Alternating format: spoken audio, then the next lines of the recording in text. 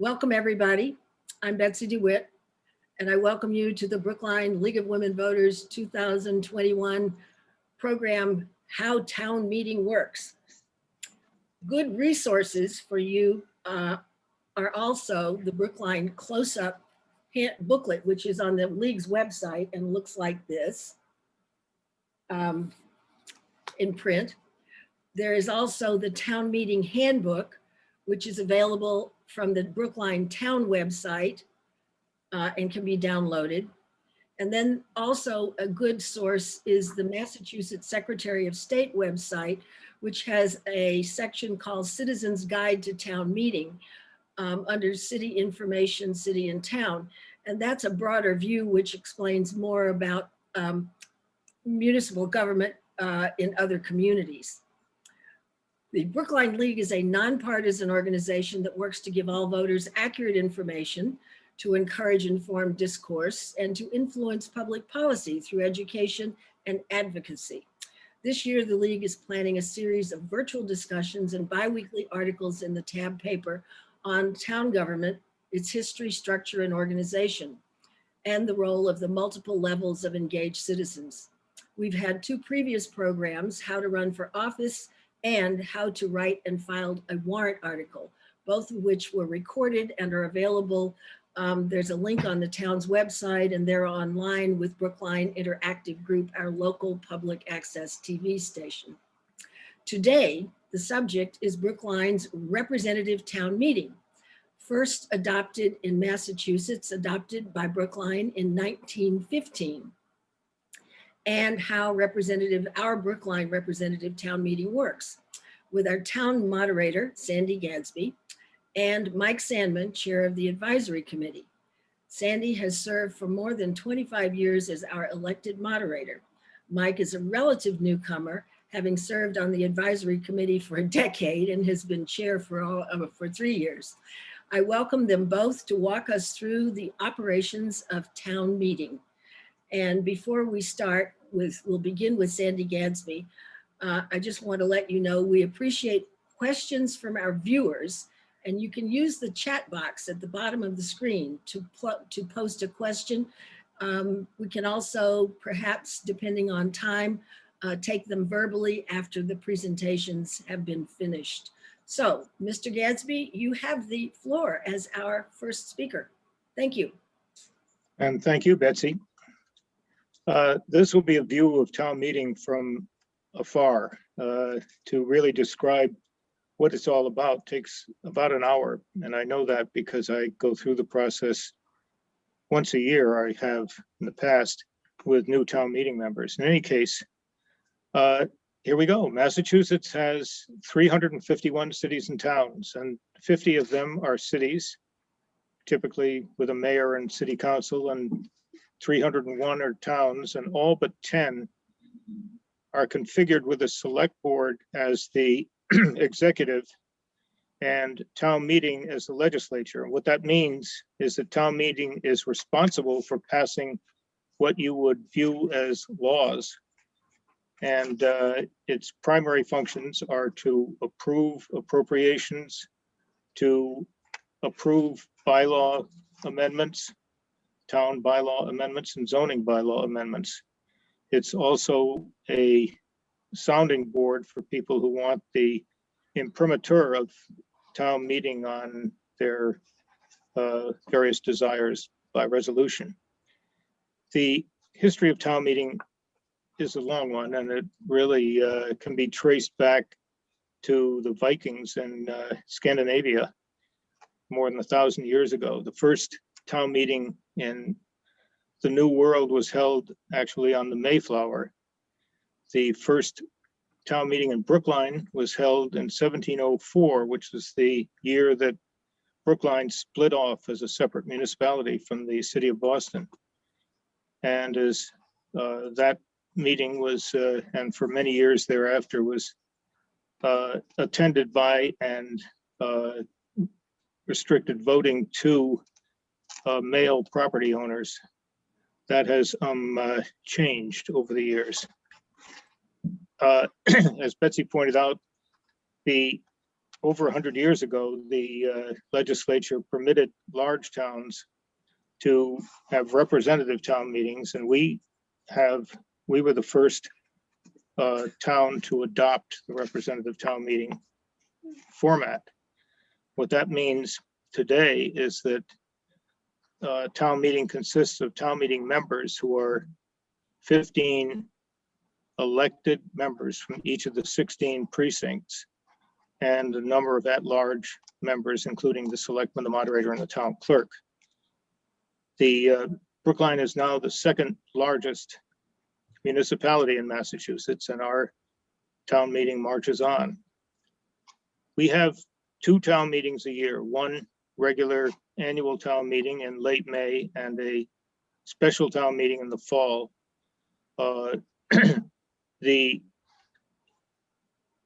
Any citizens, 200 citizens can call a special town meeting, and the select board is required to hold it within 45 days of the filing.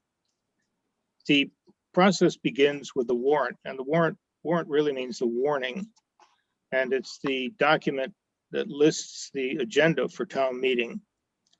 The warrant is issued 75 days in advance of the meeting itself and consists of a number of articles, which are agenda items. These articles are submitted by the select board, by various town departments, by citizens via citizens petitions, which can be must be put on the warrant if they're signed by 10 registered voters.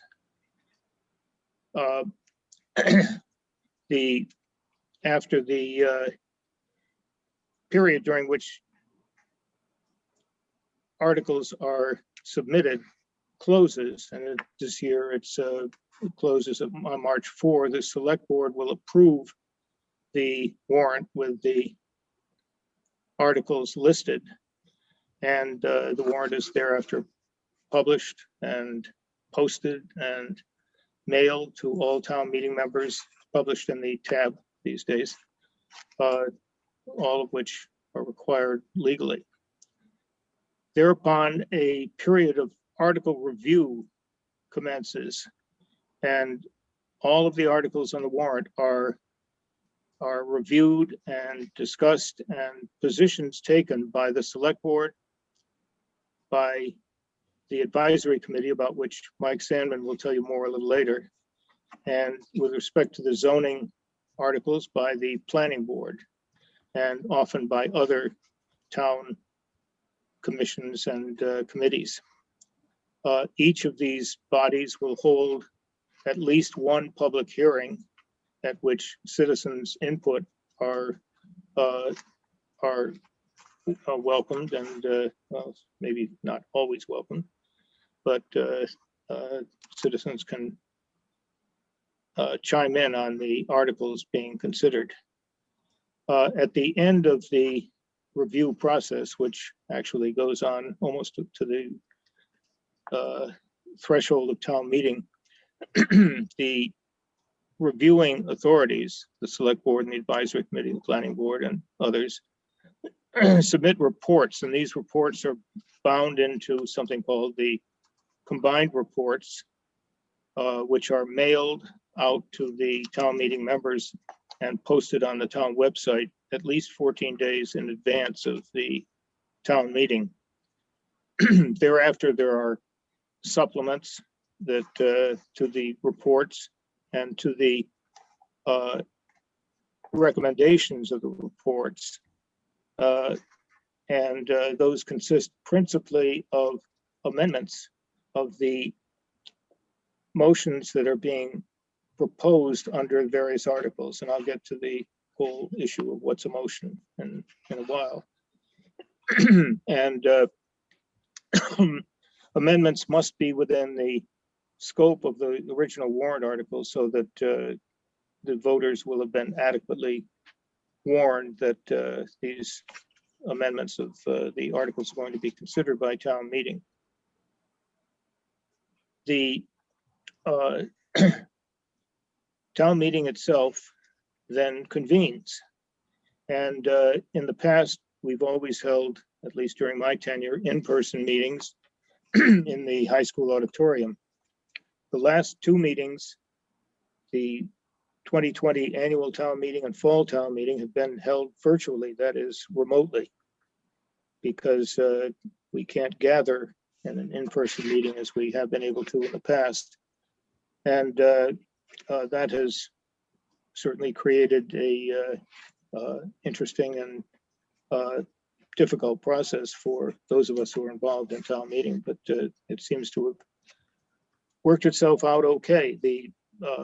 These meetings are scheduled by the select board and have usually run 2 or 3 evenings. But in recent years, it seems that town meetings run up to 5 or 6 sessions, which is a lot for town meeting members to cope with. The roles of their various, the attendees at town meeting are town meeting members and members of the public, town staff, and the moderator. And the moderator's role is to plan for town meetings ahead of time, which consists mainly of structuring the debates under each article, and then moderating the debate itself, as the title moderators indicates.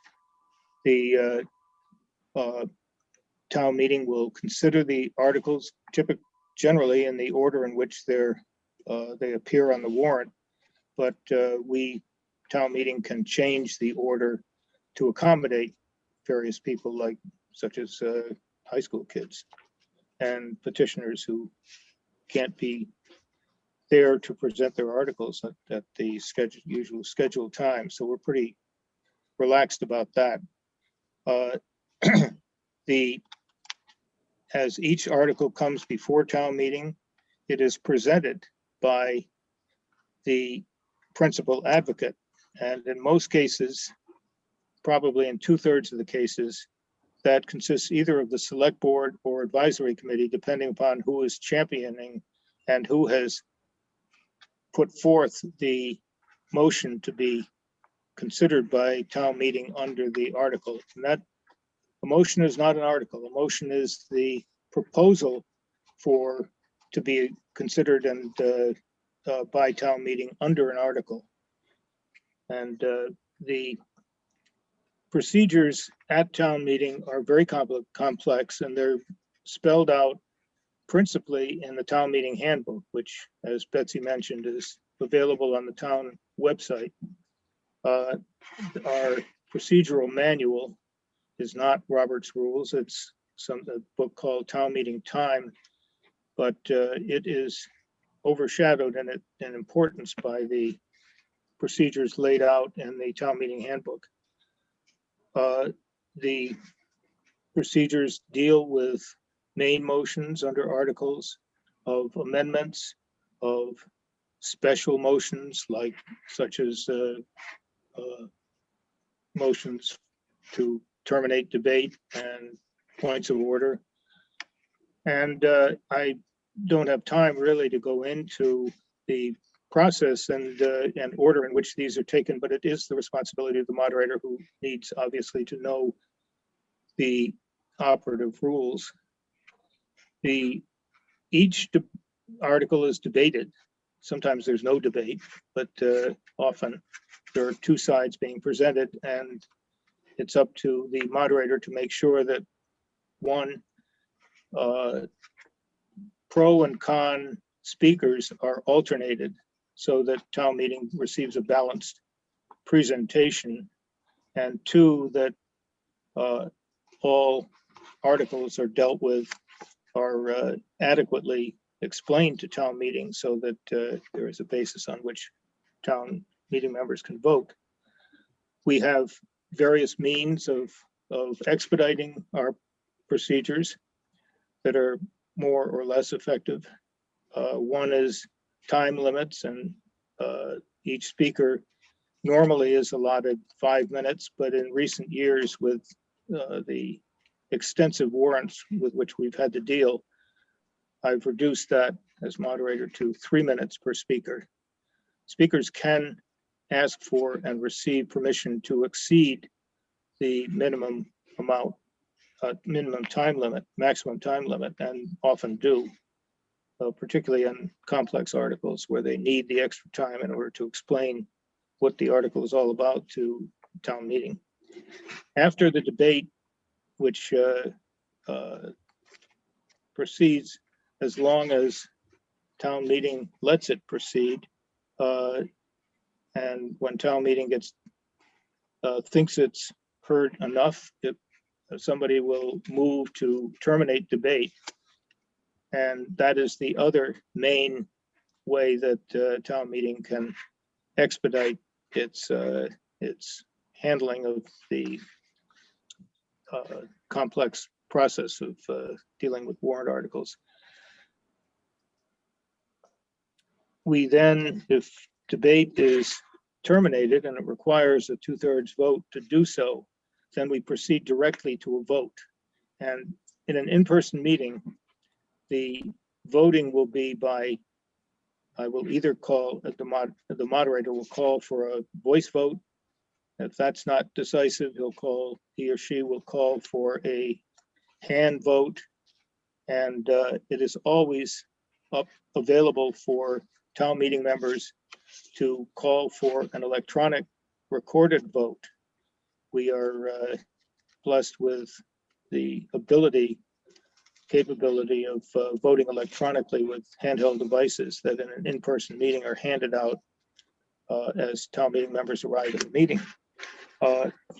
In a virtual town meeting, the Zoom platform on which over which we conduct remote town meetings has a voting system in which a vote screen will drop down into the computer of the participants, and they vote by submitting their votes through the Zoom voting system. Votes are normally require a majority in order to pass. There are several types of vote that require a 2/3 vote. Most zoning articles and any article that calls for a bonding of an appropriation are the two most common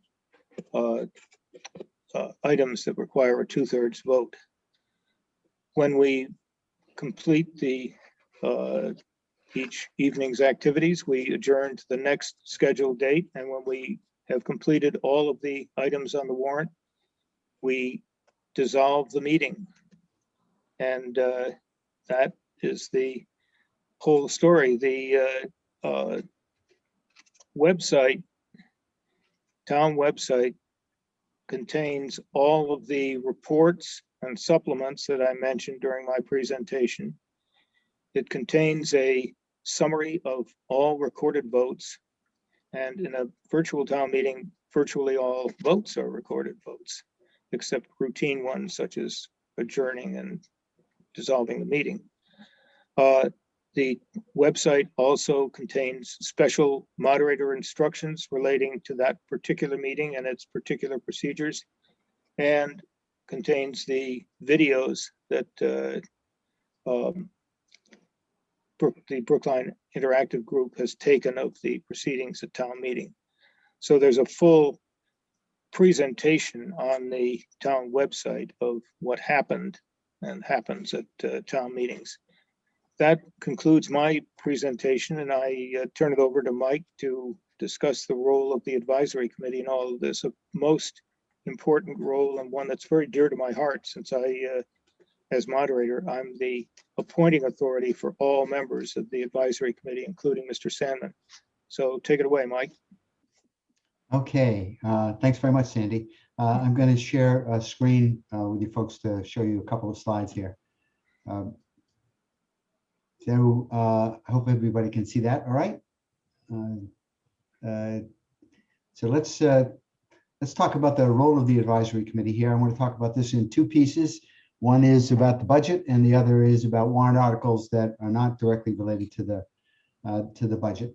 The budget process is the first thing, and it's a curious thing about town meeting. But if we spend 3, 4, 5, 6 nights at it, we probably spend a half a night on the budget.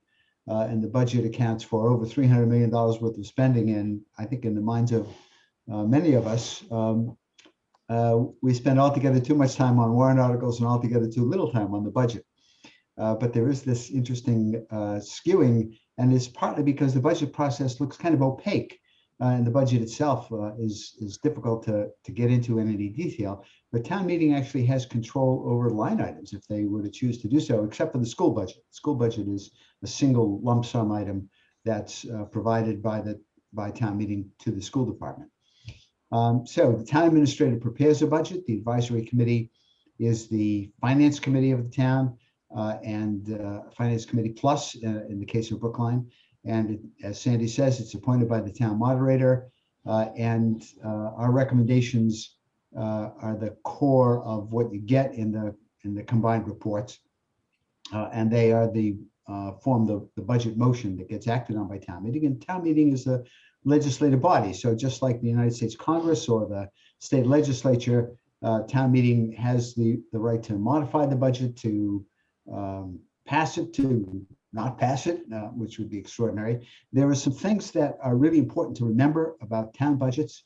One is the budget has to be balanced. We cannot do deficit spending in Massachusetts municipalities. And the other thing is that, as I said, the school department portion of the budget is a single lump sum, and we have no control. Town meeting has no control over how the school committee divides up that money. We can change the total amount, but as a practical matter, what happens is that the town administrator, a couple of people from the advisory committee, a couple of people from the school committee, and a couple of people from the select board get together in what's called the town school partnership meeting, and we settle usually without a lot of difficulty on the amount that will be provided to the schools. This year, we may have a little bit more difficulty settling on that because the schools are under more pressure than usual, and for that matter, so is the town budget. But we'll see. Hopefully, we'll come to you in town meeting with a single number. The budget and warrant article reviews both are divided among 7 advisory committee subcommittees.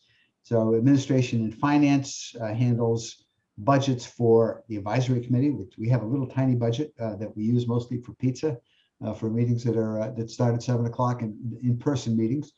We haven't done that in a while. Conditions of appropriation, debt and interest, finance, you can see what the rest of them there. Capital subcommittee handles buildings, the building department budget, capital improvements program, public works, and recreation. And those are all 4, but in particular, capital improvements and public works, very big chunks of the town's budget.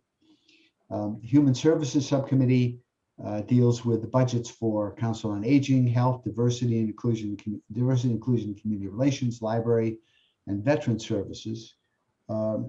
Personnel Subcommittee deals with any collective bargaining agreements with the Human Resources Departments and personnel benefits. And personnel benefits amount to a very substantial part of the town's budget, something on the order of 25% if you add up the total cost of personnel benefits. Planning and Regulation Subcommittee deals with zoning articles, economic development, legal services budget, and it tends to be the locus of a lot of discussion, not so much about budget issues, but about warrant articles, because any zoning warrant article comes to planning and regulation. And the schools subcommittee discusses the school department budget with representatives of the school department. And even though the school committee has absolute authority over how to spend that money, the school subcommittee will do a certain amount of jawboning back and forth about, well, looking at this line item, is this really is this really what you think you need to spend? Is there some other way of getting at this problem? What kinds of outcomes are you looking for in programs that excuse me.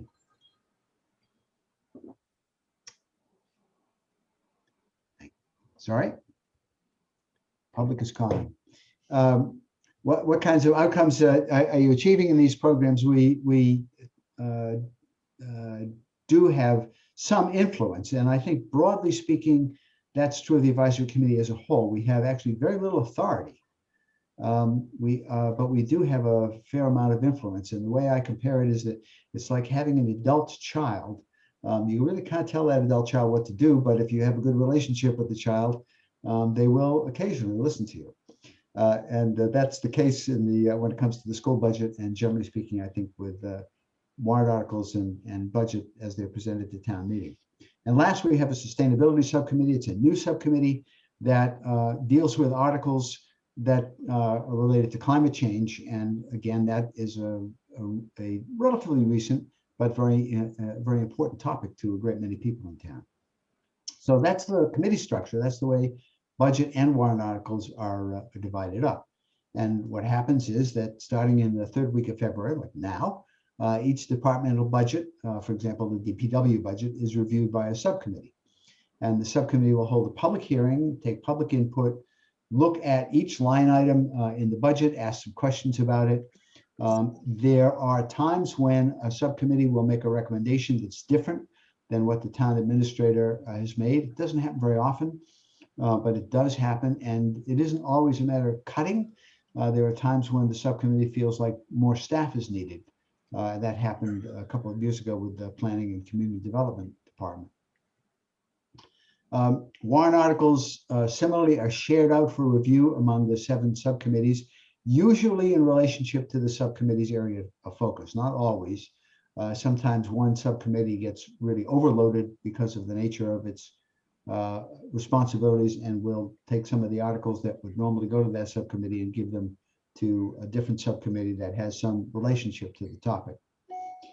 And then the subcommittees report back to the full advisory committee, which discusses and debates the item in a public meeting in which we don't take public comment. The opportunity for public comment is at the subcommittee meeting.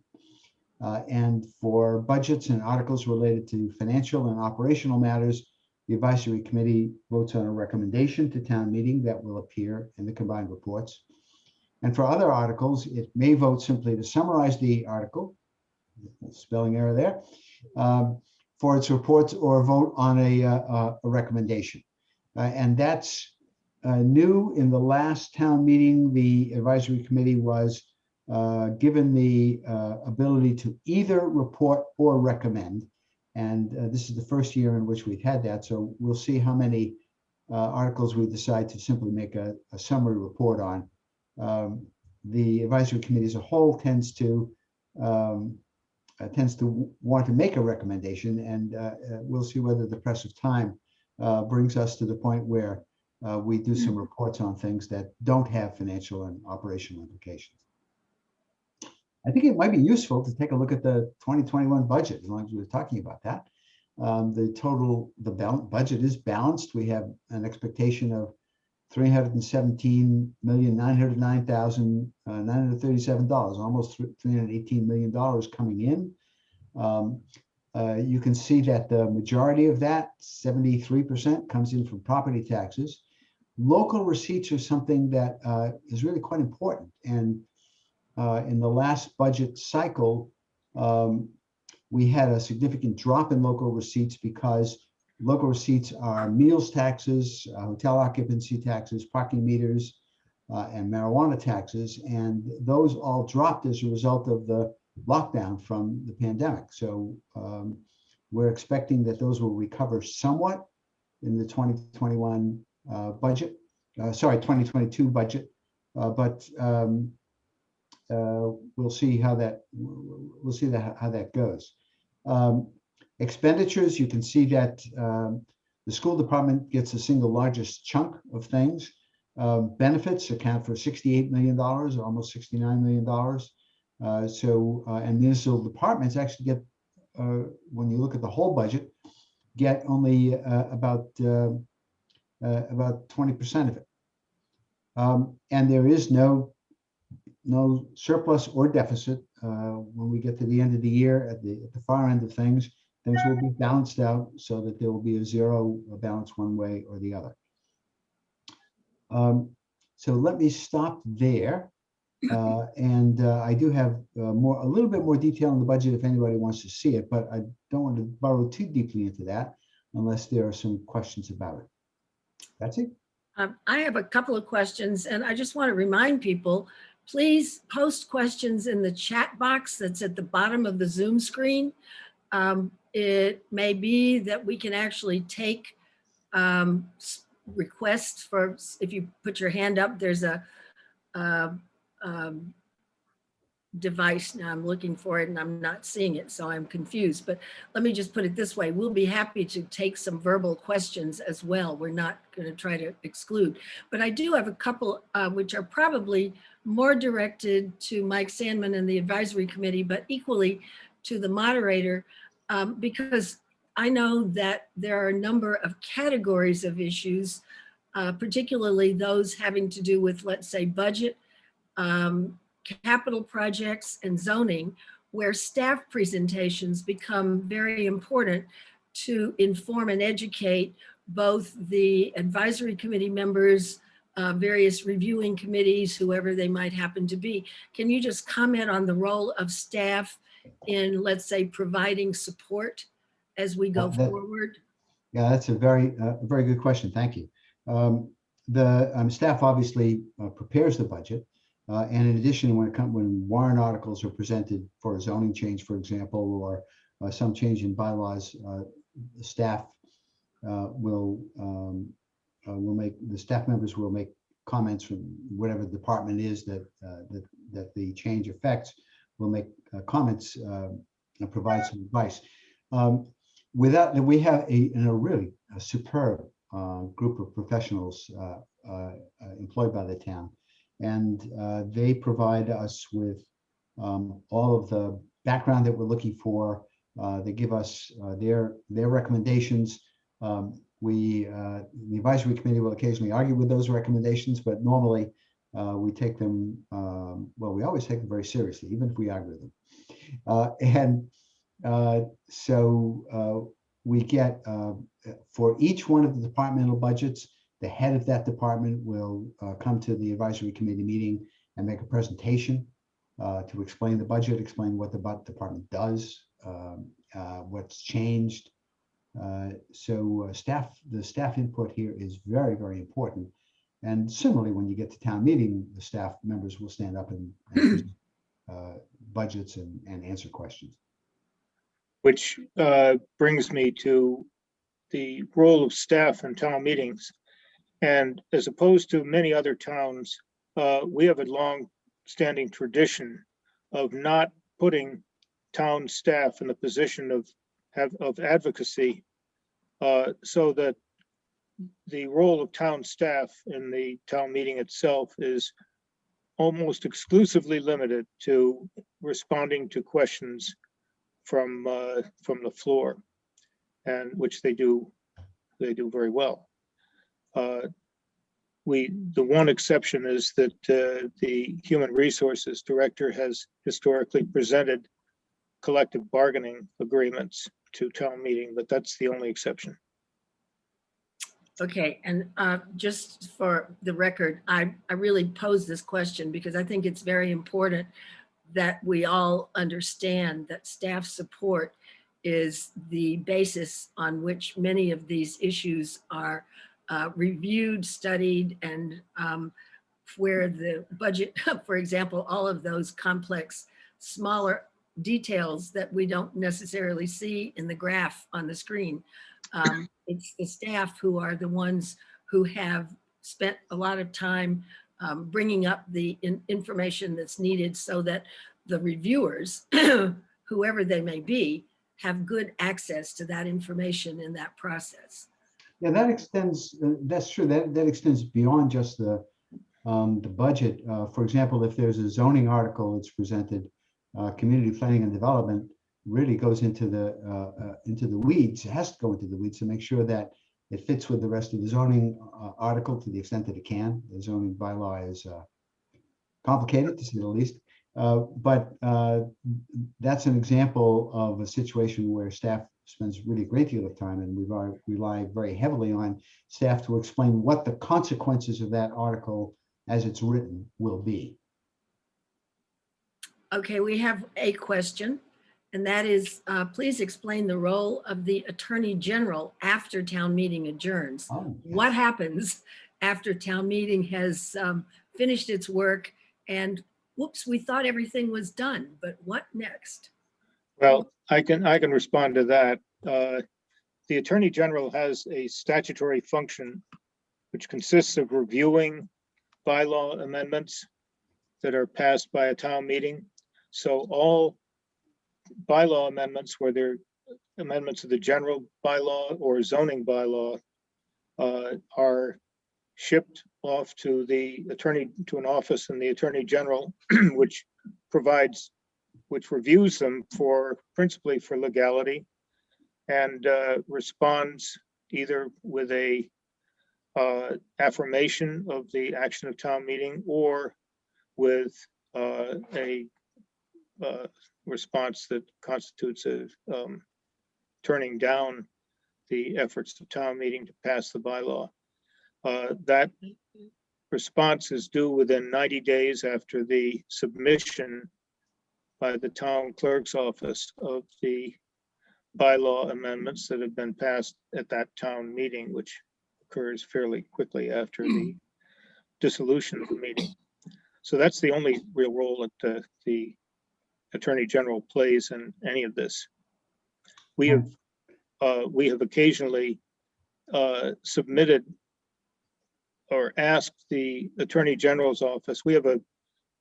Those of us who deal with this in this arena have a pretty good relationship with the people in the Attorney General's office who are responsible for this and for this process. And I have on several occasions discussed things that are going to come up at town meeting with the Attorney General office to get a view of what is likely to happen to them if they get passed by town meeting.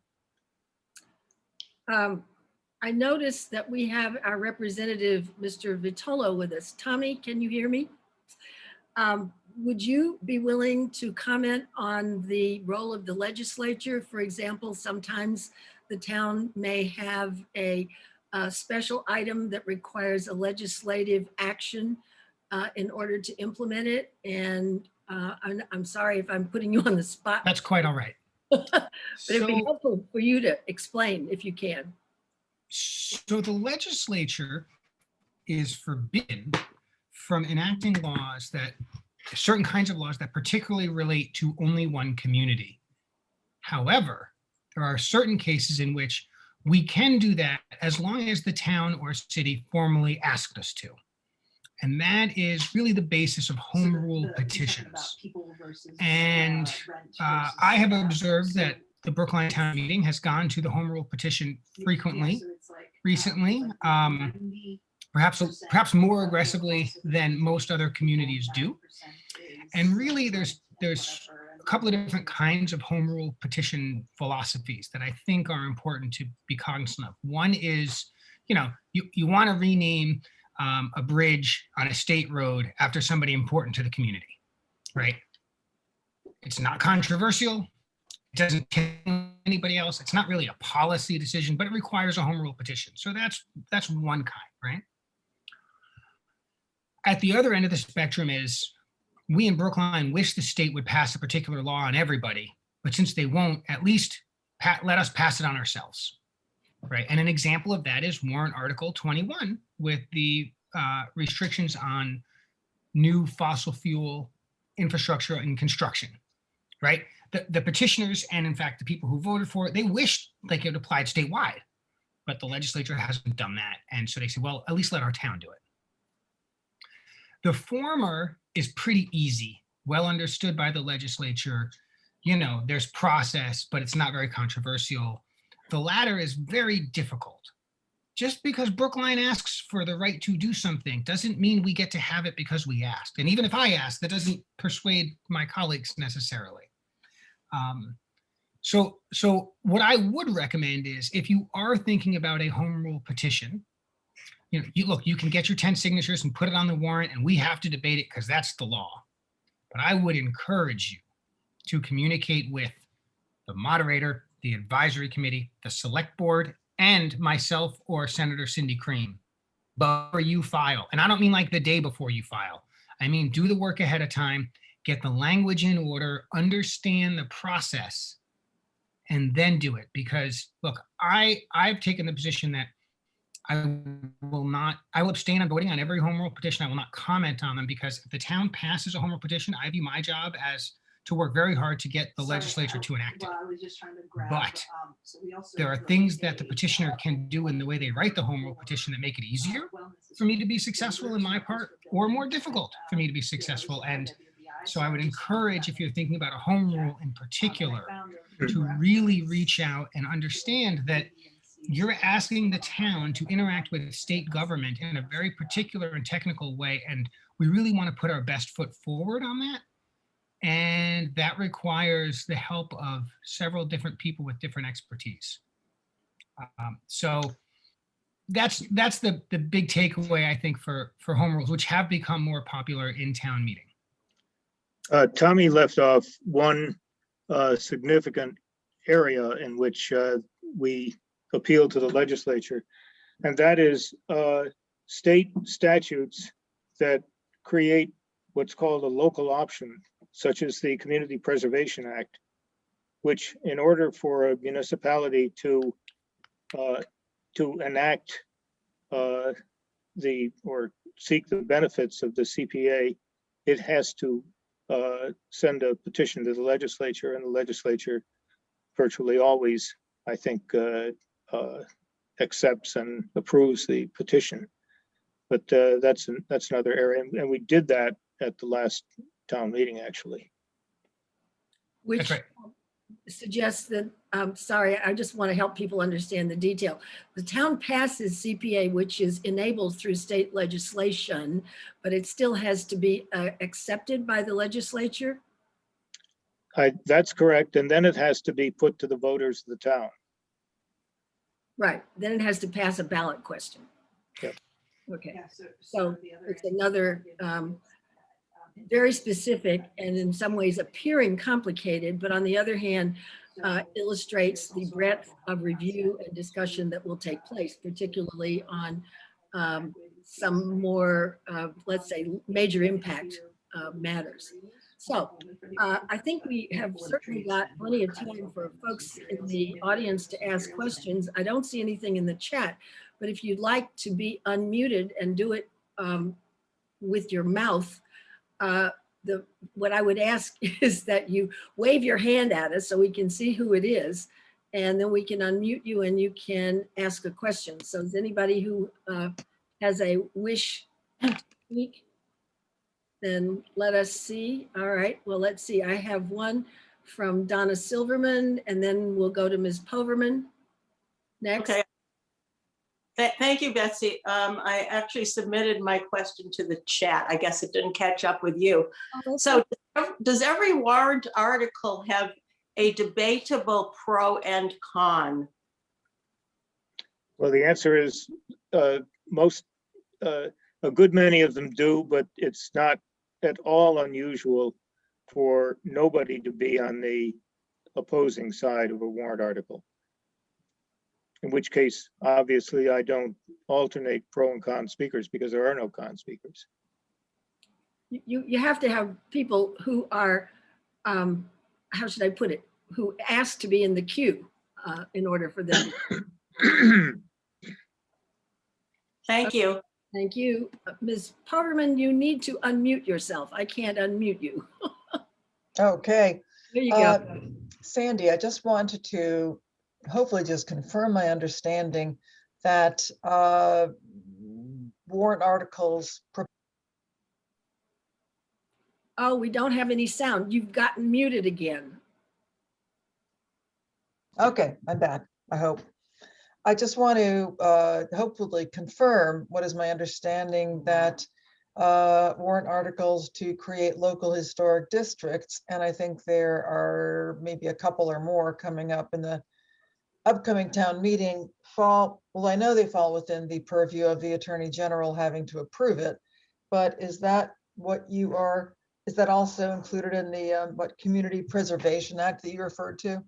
No, it has nothing to do with the Community Preservation Act, but you're right. Those special districts are constitute amendments of the bylaws, and they go to the Attorney General. We've never had one turned down. Thank you. Did I see another request to speak from anybody? Yes, Ms. Feldberg, you'll have to unmute yourself. I just did. How are members of town meeting assigned to the different advisory subcommittees? Oh, well, it's not members of town meeting who are assigned, it's members of the advisory committee. There are 30 members, up to 30 members of the advisory committee. And when somebody joins the advisory committee, we figure out what their area of expertise is, and we try and fit them to the appropriate subcommittee. It doesn't always happen. Sandy, when Sandy appointed me to the advisory committee back in the 19th century, he said, "Oh, good, you have transportation knowledge and experience," because I've been transportation board chair, and I was promptly assigned to the school subcommittee. So go figure. The goal has at least traditionally been to try to organize the advisory committee subcommittees with a breadth of different skills and backgrounds. And in fairness, if the person who's most familiar with transportation goes to the school committee, he's very likely to ask more questions because he doesn't know as much. So you can see there may be Is that what happened? Okay. advantages there. Any other folks who would like to speak? I don't see any hands raised. Wait, maybe Marcia Lapson, did I see you? You got to unmute yourself. I can't unmute you. There you go, Marcia. Must a resident be a town meeting member to be on the advisory committee? Would you ask the question again, please?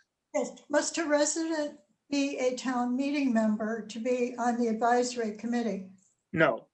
The current bylaw concerning advisory committee membership calls for one town meeting member per precinct, if to the extent practicable, and that's the phrase that's used in the bylaw.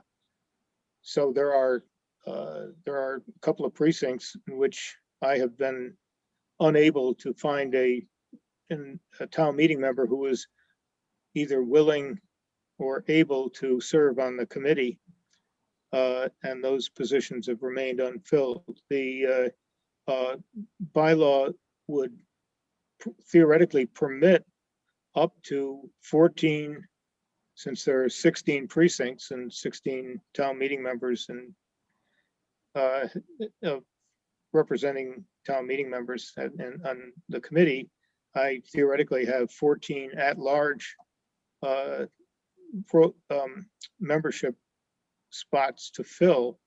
That is nowhere near. I mean, I have, I think, 5 or 6 or 7 at-large members on the committee now, but there's plenty of flexibility for appointing non-town meeting members to the advisory committee for a moderator who wants to go in that route, in that direction.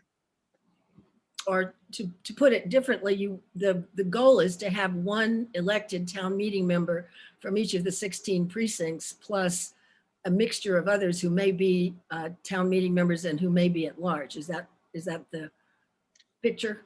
Well, that's one way to put it. We, as a practical matter, we have a couple of precincts where there are 3 or 4 advisory committee members, and very good ones. So it's hardly even across the board. Okay. Then do I see any other? Yes, Marcia, follow up? Yes, how does a person become an at-large town meeting member? Well, there, a person doesn't unless they happen to be on the select board or the town moderator or the town clerk, or as in Tommy's case, a Brookline resident who's a member, who's a representative of the Great and General Court. Those are the statutory at-large town meeting members. I was talking just a minute ago about at-large members of the advisory committee, not at-large town meeting members. That's the distinction. I hope I've made that clear. Right. I'm sorry if we've misled anybody. If the question was, do you have to be I thought the question was, do you have to be a town meeting member to serve on the advisory committee? And the answer to that is 1 per precinct, which would be 16 of the 30, but you can have more than 1 elected town meeting member as a member of the advisory committee, whereas the number of at-large members is the difference between 16 and 30. Okay? Does that help? Something like that. The available slots, I think maybe is what I'm trying to say. It's possible that if there are not members of the town who are not advisory committee, who are not elected town meeting members, you can recruit non-town meeting members, I think is the complicated way of answering that. Usually it's folks with some skill sets and expertise in an area. Okay. More questions, folks? Well, yes, Ernie Fry, you have your hand up. Oh, and Donna too. Okay. Yes, I do. I put something out in the chat and I thought it might be a good discussion point. Town meeting member represents a particular set of citizens. What happens when the town meeting member moves out of the precinct that elected them or decide that they've had enough of being a town meeting member? Well, what happens is for somebody who's moved out of their precinct, they retain, I believe they retain their seat until the next town election. Right. And then their seat becomes vacant and fillable by other candidates. For people who were town meeting members who resign from town meeting, that just opens up a vacancy, and the other town meeting members in that precinct can caucus to elect another resident of the precinct as to fill the vacancy. That's what happens in that case. And to clarify, if a person moves out of town, they are out of town meeting or whatever town elected position immediately. I think that's correct.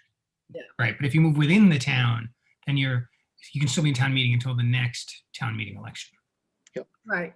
And I'm actually I thought I knew the answer, but I'm not clear in my head as I say this.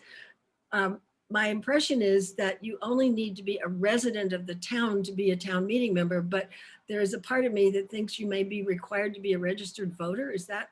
You must be a registered voter to stand for election in the Commonwealth of Massachusetts. Okay, Tommy, thank you.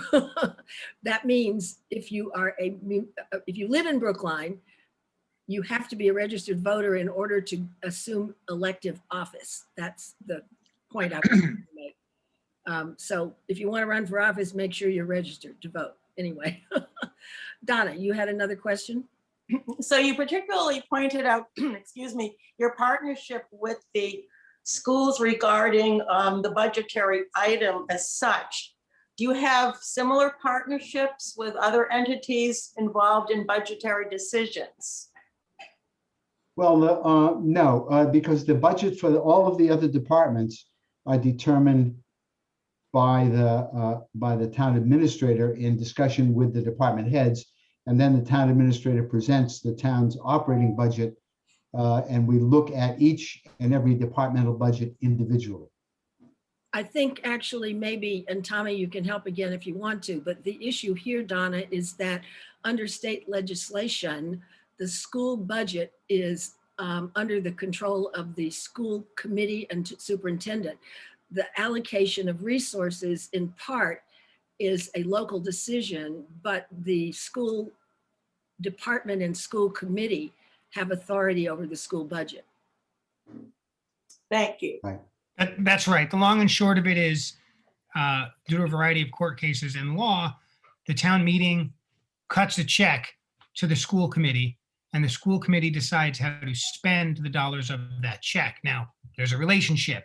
If town meeting doesn't like how the school committee tends to spend the money, they might write a different size check the next year. If the school committee doesn't spend the money the way they said they were going to, there might be a different size check the next year. And so there's, it's not black and white. There's a communication and coordination. And in fact, the advisory committee plays a big role in facilitating that communication and coordination. And to be fair, this group, well, Mike can explain it, but the so-called town school partnership was formed in order for there to be a direct opportunity for that kind of discussion.